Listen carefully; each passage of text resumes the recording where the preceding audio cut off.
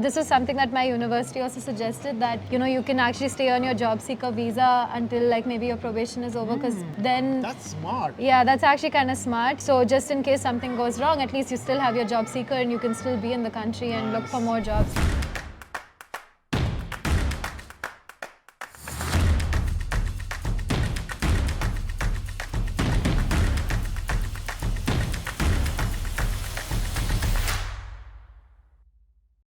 Alright guys, so welcome back once again. If you're somebody new to my channel, my name is Nikhilesh. I live here in Berlin. Here with my friend. What's her name? I'm Pragya. Pragya graduated already. Has an interesting story to share, her journey from India. Now joining a company on 1st of November. Yes. Having a job now. I think that's the ultimate goal of every student. For sure. Yeah. And she's lived here for last 2 years in Berlin. Graduated from ESMT. Yes, a that's right. program called as Masters in Management. Is MIM? that how you say it? Yeah. Okay, cool. Why am I talking about you? Why don't you give your introduction to people? I think as Nick already kind of introduced me, I'm Pragya. I finished my Masters in Management at ESMT Berlin, and I did a specialization in entrepreneurship and innovation. I've been in Germany for about 2 years now, and yeah, excited to start my new job soon. What was your academic background in India? I did a BBA, so Bachelor's in Business Administration. I did it in Christ. I think a lot of students do it in Christ. Flex. I saw the flex. Okay. Okay. Yeah. And how much did you score there? I don't quite remember anymore. I have a job now. I don't need to know this anymore. हमें पता है कैसे नीचे लेके आना है. Okay, okay. Tell us, why did you like choose MIM instead of, like, a lot of people do MBA, right? Why did you go with MIM? So after my bachelor's, I worked for about 2 years. So when my bachelor's ended is when COVID kind of hit, and that kind of removed the option of studying abroad, because I definitely wanted to do it in person. So I thought, okay, let me work for a while. So I had about 1.5 to 2 years of work experience. And then when I was looking for universities for MIM as well as MBA, I did quite some research in this, and I think for myself, like for MBA, usually the universities wanted 3 or more years of experience, and that's kind of the reason why I chose the MIM instead of the MBA. When did you graduate your bachelor's? 2019, no, 2020. 2020. COVID time. 2021, I think, actually. Okay. Yeah. Did you work in India before coming? I did, yes. So actually, we have a real estate business in India. So I worked in that for a bit. I just wanted to also explore myself. So then I joined a digital marketing company for about 6 months. Realized it's not my thing. And then I was like, okay, I'm going to start looking at universities for masters. So that was actually why I started looking for masters. And then I started shortlisting countries instead of just universities, because for me, the ultimate goal was to actually have a good work-life balance, which I was not getting in India. And that's where, of course, I think Europe and Scandinavian countries really top, even more than like say US or UK. And that's kind of how I came to the decision of doing a master's in, well, anywhere in Europe for that matter. Yeah. Just for people's understanding, what is the basic difference between going and studying MIM and going and studying MBA? So, I mean, I myself have not done an MBA, but from whatever information I could gather, what I understood is that MBA is a bit more practical in the sense that it's also like a lot of peer learning, because there are people from many very experienced people from a lot of backgrounds. So that kind of really helps a lot with the peer learning part of it. And of course, your network, I think that really builds your network a lot, because if you have so many people from good backgrounds, you already have a good network over there. Whereas MIM is more for like fresh graduates who are just starting out, and it's maybe a bit more theoretical than what MBA would be. So, I mean, MIM is like an MSc almost, whereas an MBA is like a Master's in Business Administration. Yeah, this was the difference that I understood back then. Just to put you in a situation, do you think you would have performed much with a higher caliber if you would have graduated from MBA? I think it's hard to say, honestly, in terms of like perform better. I'm not really sure how to answer this question, but I think like it's a different mindset altogether. So I think for me, I was still in that fresh out of university and sort of a mindset. So So I feel like maybe I would not have fit in with the other people around me. I think they would have had a lot more experience, and maybe I would have felt more inferior, or I would have had like a major inferiority complex or something. So I don't really know. Again, hard to say. Yeah. In a country where education is free, why did you pay? Because I've met students who are studying in public university with BBA, BCom background. Why did you pay? And how much did you pay? Okay, so for me, my master's in management was around 25,000 for the entire 2 years. It was a 2-year course. When I was looking for other universities, I also found Mannheim, which is a public university, which is really well ranked as well. I had a conversation with a German. I had gone for a German exchange when I was in my 11th and 12th. So I had an exchange partner who was German herself. And I asked her like, hey, have you heard of Mannheim? Have you heard of ESMT? She was like, I have no idea what ESMT is, but Mannheim I have heard of. Even then, she suggested that I go for ESMT just because of the city, like because of the fact that it's in Berlin and it's a bigger city. That means more opportunities for English speakers. You have more company events happening. And I can say that for ESMT as well, that like we have a lot of people that used to visit our university, a lot of company events. So I think at the end of the day, when your goal is to find work, and there is not really a concept of placements here that we have in Indian universities, that's really, really helpful when you're really able to actually network with people. That was kind of the reason why I chose ESMT rather than Mannheim. And yeah, I think that was kind of the reason also why I paid. I didn't do too much research into public universities in Berlin. I was basically looking at rankings, and I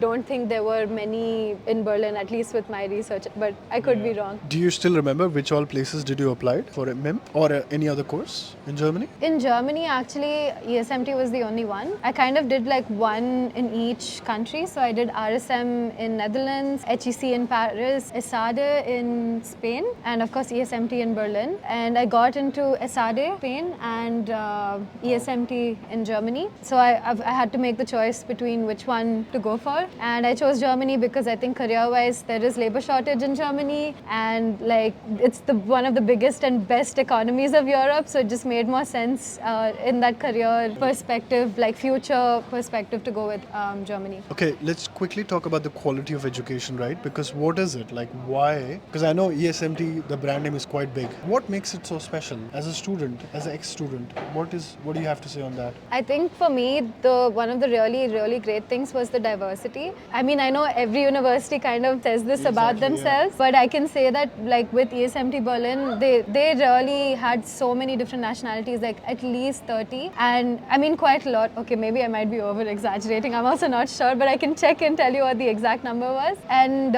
even I remember while doing the application, I think if they had too many people from a particular nationality, you can't even apply more. So like, for example, for at least that was, again, 2 years ago. I don't know what it's like now. But when I wrote in the nationality as Indian, then they said that like, they had already too many applicants and they couldn't take any more. So I think that kind of already tells you that they do actually have a sort of cap on that like diversity part of it. What's the admission process to get into ESMT? So of course there was an application that you had to fill out. If you passed through that application, then you would be called for an interview. If you passed the interview, then you got the offer to join the university. Yeah. Did you also write some essay in the admission process, or you don't remember? Yes, I did. I think it was more like question and answers and not just a motivation essay, I think. But yeah, I don't quite remember. I'm interested to now talk about job now, what you've got. Yeah. So tell us, I'm a novice. Tell us everything, like how do I find a job? You've spent a good amount of money, you went to the best school, you had everything best, what you wanted. You got a result as well now, right?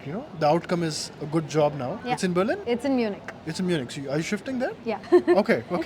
Good that I got hold of you I'm before. actually gonna shift this Friday, so you actually like reached out to me at the right time. All right. So Yeah. tell us your journey of not having anything to now having a job. Right. Okay. So of course, like right after I graduated, or let's say before I graduated, during the thesis, middle of June is when I actually started like properly putting out applications. This is after you submitted your thesis? No, this was during that thesis period. Okay. go So ahead. I mean, I was not really doing a working student, so I kind of had some more time along with my thesis to do this. So just to establish the point, what domain are you going to be working in? So it's called Digital Transformation Process Specialist. From what I understood from the role, it's basically going to be something like project management related to process improvement and things like that. And what are the top 3 skills required to get this job? project management skills, but I think what they were looking for was someone very authentic and someone who could bring that fresh perspective, because it's a very traditional company. It was established many years ago, so they really had a lot of processes that were kind of have been going on for a really long time, so they needed someone to kind of bring that fresh perspective into place. So I think that, and maybe I don't really know what were the top skills that made them select me, but when I did ask them, like I actually did ask them, okay, hey, why did you shortlist my particular CV? So the feedback that I got was that she really loved how my CV was arranged. It was like a good one-page CV, so I think that's important. She said it was very easy to follow, and apart from that, she mentioned the fact that the authenticity, so whenever there were any questions asked to me, it didn't seem like I was, just mugging something up and puking it out sort of a thing, but really I was thinking and just saying whatever I really felt at that point of time. So that authenticity is what they really, really like. And plus you didn't, no offense, but like you didn't bring a lot of experience as well, right? Yeah, Technically, not if too you much. see. Yeah, yes. Because market is so absolutely. competitive today. Yeah, And absolutely. And I don't want it to make it look easy, because you've got jobs. So Yeah, they it's should also, not. right? And how many job applications you might have done in that phase? I think about 80 to 100. Total or I a would day? say. In a day? In a day. Oh, I'm sorry, I didn't hear that. In a day, like I know I was doing like at least one per day because I wanted to keep that momentum. And then whenever I felt like, okay, I have a lot more energy and things like that, I would try to do maybe 4. And where did you find this job from? Which LinkedIn. portal? Oh, LinkedIn. LinkedIn. Okay, nice. Yeah. They reached out to you, or did you reach out to them? Or you No, applied I applied and I reached out. And actually, I mean, of course, a lot of people have also spoken about referrals. So like, trying to network and finding people in certain companies for them to refer you and so on. But honestly speaking, that never worked for me. Like literally the places that I did the referral thing, literally the next day I got a rejection. So it honestly, that I don't really know if it actually works or not, but for me it really did not work. And this was, I think, very random, very organic. And in fact, even the job description, they said that they wanted someone with more than 3 years of experience, and they wanted like project management skills, they wanted Scrum certification. Honestly, I didn't have any of these. So I was very shocked when they called me for an interview. But I think that also like maybe a silver lining that, I think you should still apply in any case. I think that's important. And one more thing I was really doing is like, this is a piece of advice I got, was for every job role that you see, you really need to cater your CV to that. And I mean literally copy pasting keywords from the job description into the CV. And I really started doing that for every application I did. So I really personalized that, like literally copy pasted. And the reason for this is because in a lot of these companies, they say that the HR is the person who's going to be screening your CV, or maybe some tools. They don't really have the technical knowledge to really understand what you've written is exactly what the job needs. So that's why you really need to use exactly those words, because that's what they're going to be looking for in your CV as well. So I think that benefited me well to this point. How many rounds of interview you had though? It was fairly simple. I had 2 rounds of interviews. They were both 30 minutes each. German or in English? It was in English.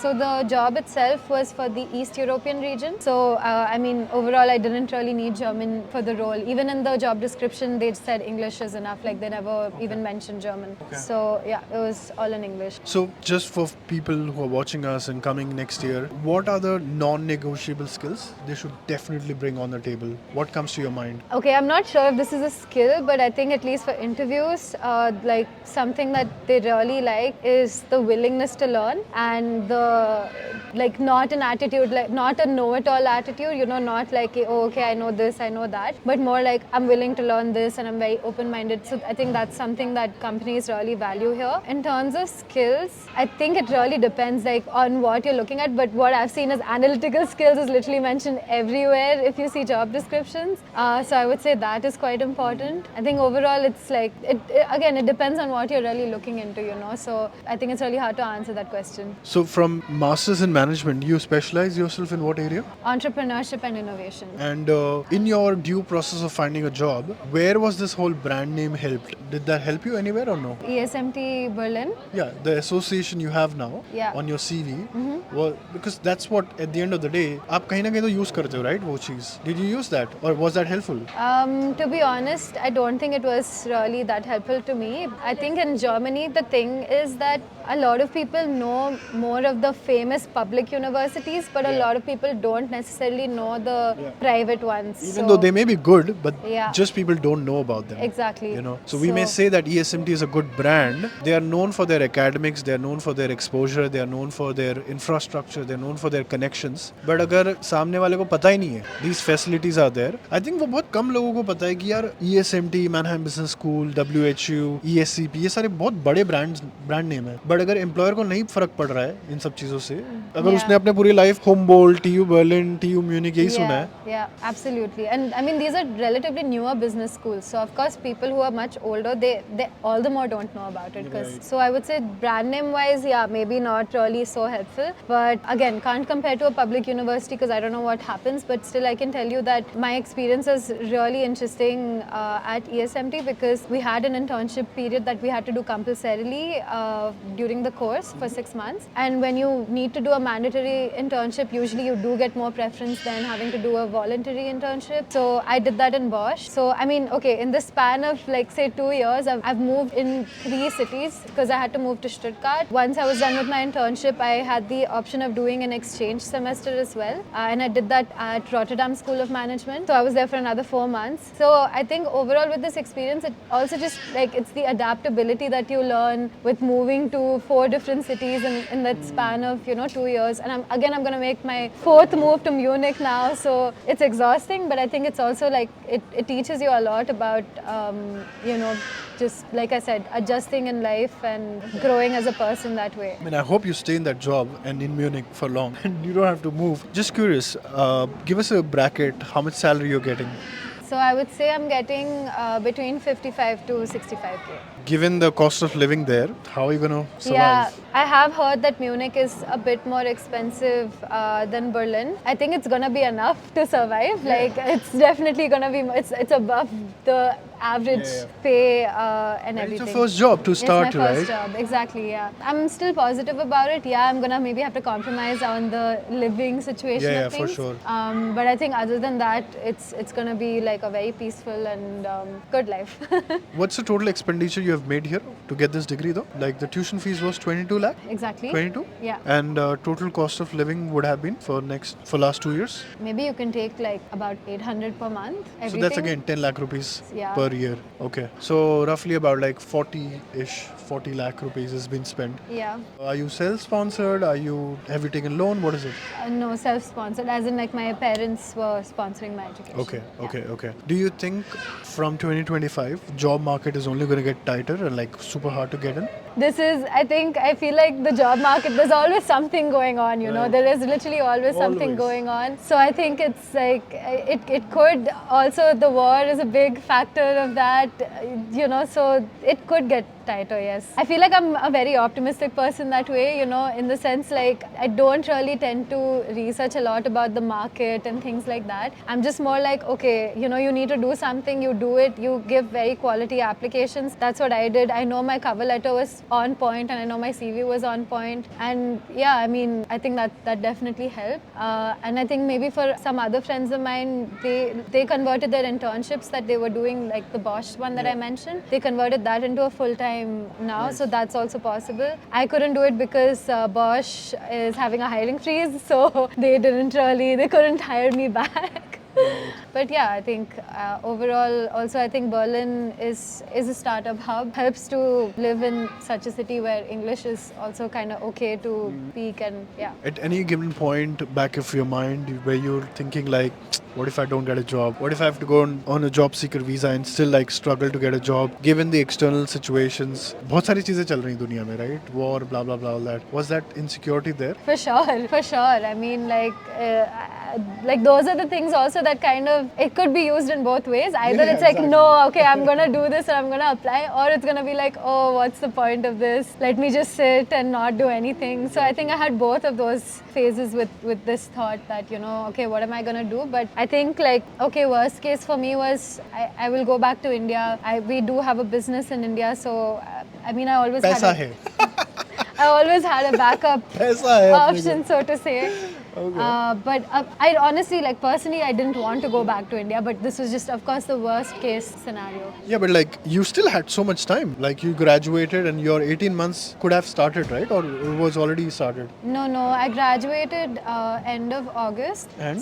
So actually, like now my 18 months kind of start. Wow. Technically now you don't have to because you'll now directly join as an employee. Yeah, I actually got my job seeker residence permit itself because by the time I got the contract, it would have been too late, and then also applying for another work permit. So instead, I was like, let me just get this right now, and then probably after probation, I will apply for the work permit or the blue card, because I know after probation they will have a hard time kicking me out of the company. So I think at least this was something that my university also suggested, that you can actually stay on your job seeker visa until like maybe your probation is over, because then That's smart. yeah, that's actually kind of smart. Yes, so just in case something goes wrong, at least you still have your job seeker and you can still be in the country and look for more jobs. Last question. What do you want to tell all those students who are interested to do MIM and MBA? I think you should really weigh out the cost benefit value, because I can't say what is expensive for someone and what is not expensive for someone. Everybody has their own, say, threshold. So I think what's really important is to do that cost benefit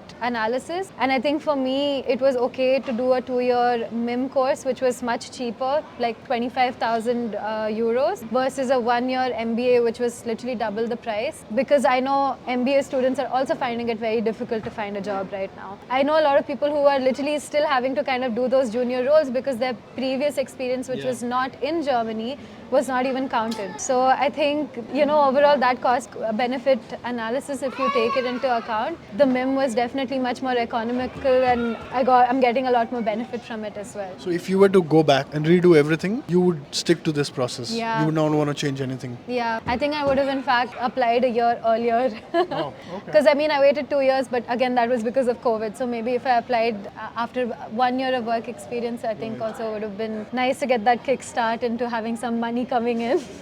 All right, that is it, what we have. If you have any question around MIM, in ESMT or any other university, please reach out to the university representatives directly. I will also leave your Instagram in the description. Yeah. If you have any question, please reach out to her directly, and I hope you answer them. Otherwise, मेरे को गाली पड़ेगी, right? With that being said, if you have made it till here, hit that thumbs up button, and I'll see you guys next time. Bye-bye. Bye.